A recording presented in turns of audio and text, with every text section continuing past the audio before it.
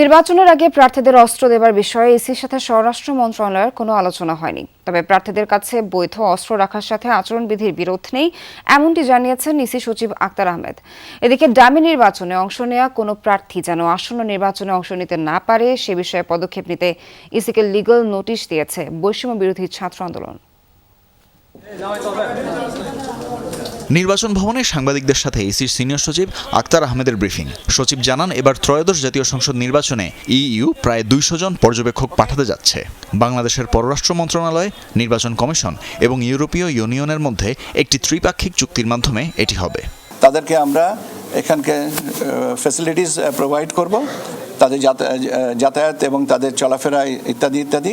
আমরা শুধু একটা জিনিসই অনুরোধ করেছি, লোকাল প্রোটোকল কিছু কিছু ক্ষেত্রে মানতে হয়, যেমন আপনার বিশেষ করে পার্বত্য চট্টগ্রামে সে লোকাল প্রোটোকল মানতে হবে।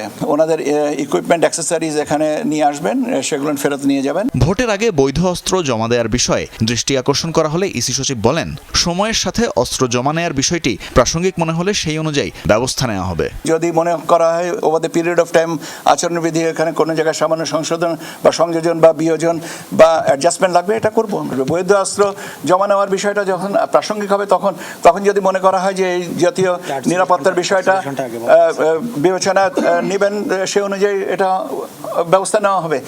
পরে বিকেলে সিইসির সাথে সাক্ষাৎ করতে যায় বৈষম্য বিরোধী ছাত্র আন্দোলন প্ল্যাটফর্মের নেতৃবৃন্দ। বিগত 3টি প্রহসনের নির্বাচনের ডামি প্রার্থীদের আসন্ন নির্বাচনে অবৈধ ঘোষণা সহ প্রয়োজনীয় ব্যবস্থা নিতে সিইসির প্রতি আহ্বান জানান তারা। 26-এর নির্বাচনে তারা যাতে প্রার্থী হতে না পারে সেই লক্ষ্যে আমরা লিগ্যাল নোটিশ পৌঁছে দিয়েছি। 2026-এর নির্বাচনে নির্বাচন কমিশন থেকে আমরা জানতে চাই যে ডামি নির্বাচনে প্রার্থীরা অংশগ্রহণ করবে কি করবে না। জুলাই আগস্টের যে গণহত্যা, সেই গণহত্যার ভিত্তিপ্রস্তর আসলে 24-এর নির্বাচনের মধ্য দিয়ে স্থাপন করা হয়েছিল।